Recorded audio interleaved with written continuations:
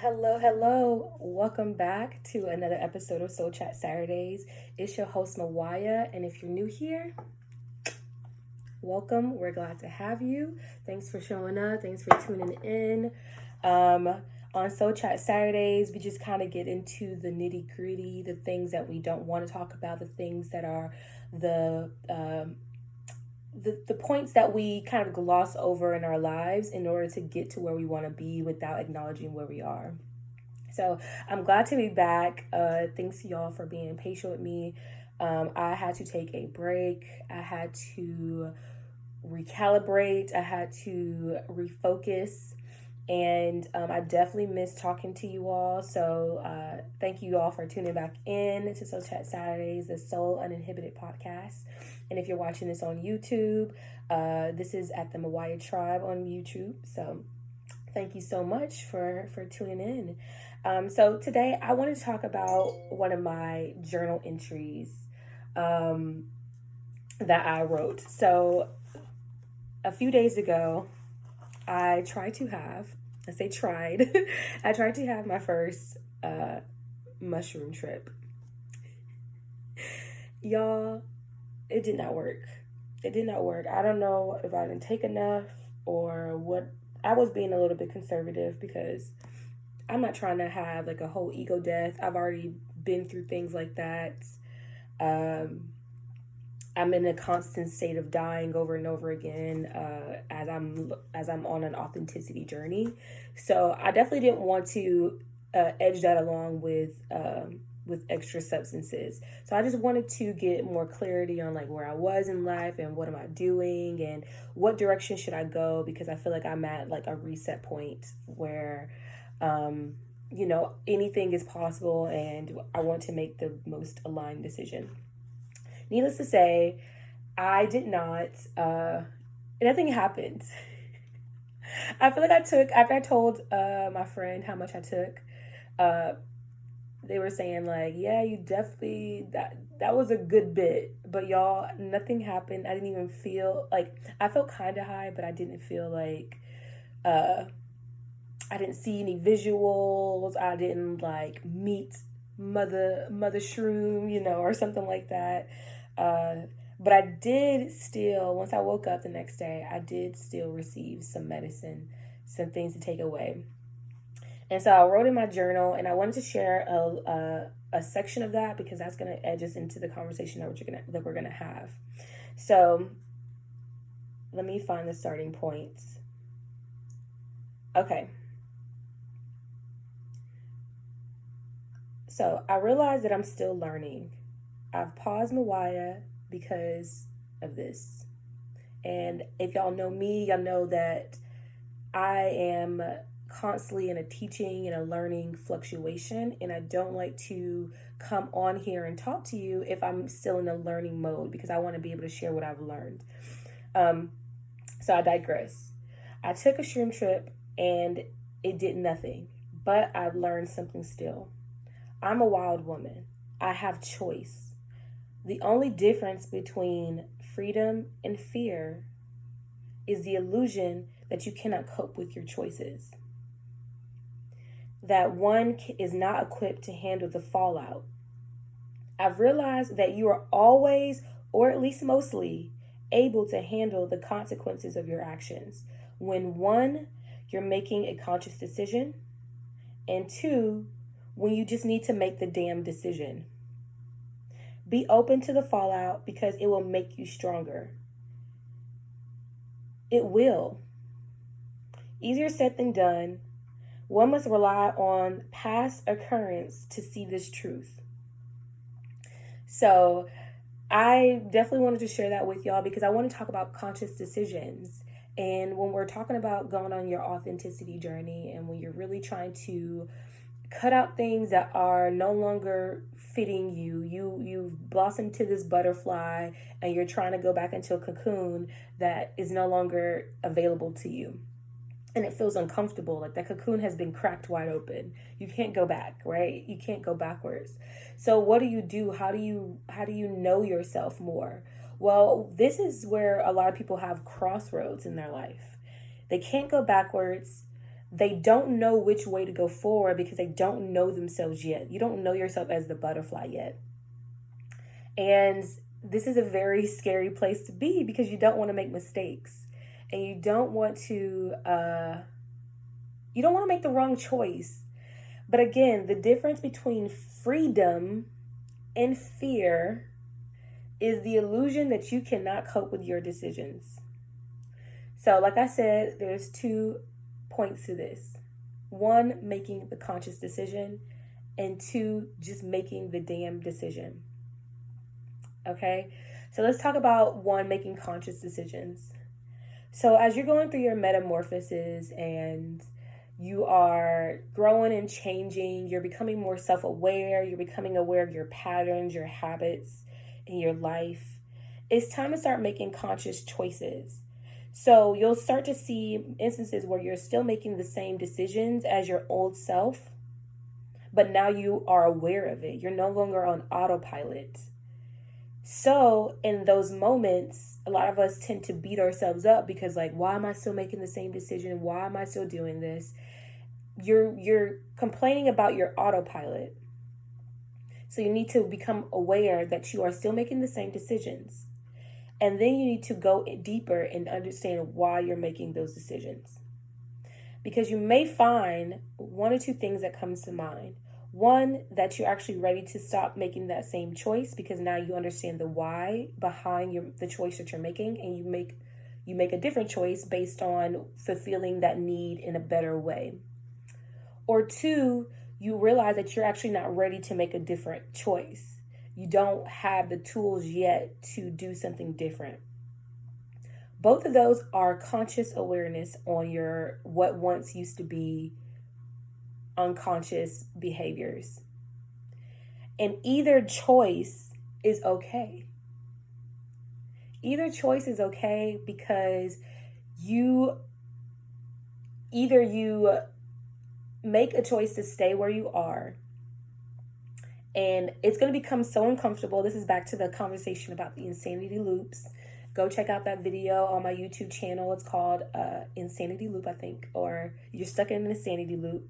But once you see something, you can't unsee it. So even if you consciously choose to do the same thing over and over again, you are aware that you're making this conscious decision, even though it may not be the best decision for your body, your health, your mental, things like that. But you're making that conscious decision, so you gain a sense of empowerment, and you start to become more and more uncomfortable to where the uncomfortable space becomes more unbearable than the fear of what could happen if you made a different decision, or the feeling that you don't know what's best for yourself. You just end up making the damn decision to change. So either way you make a decision, whether you stay or you go, all is fine, all is perfect, because there's no mistakes that you cannot handle. I know it sounds cliche, and I know you've already heard of this before, but there are really no mistakes. There's only lessons. Only lessons. And you can handle the lesson. Because again, back to what I said, one must rely on past occurrences to see this truth. So look back at all the times where you have made a decision, whether good or bad, and you've lived through those consequences. And not only did you live through them, you became wiser, you became stronger, you became more grounded in yourself. It is the initiation into freedom. I have this recurring thought that our mantra that says freedom isn't free. Now, I know some people believe that, and that takes that into a whole different direction as far as freedom when it comes to society and policy and things like that.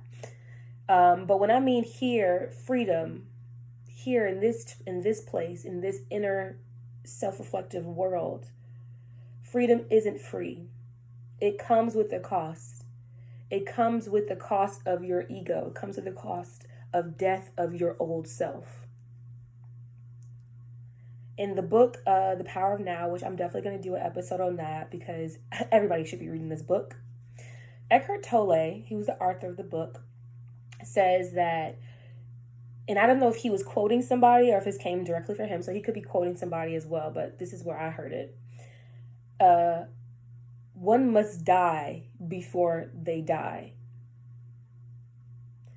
And everybody has gone through some type of death before they have actually died. And I mean ego death, and not in a shroom, psilocybin, ayahuasca, cannabis type of ego death.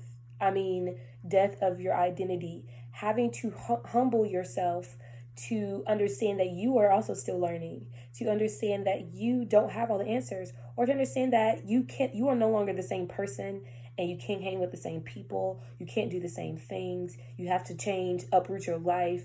You have to do differently. You have to make a different decision. You got to change your timelines. All right. So you have to die over and over again before your actual death.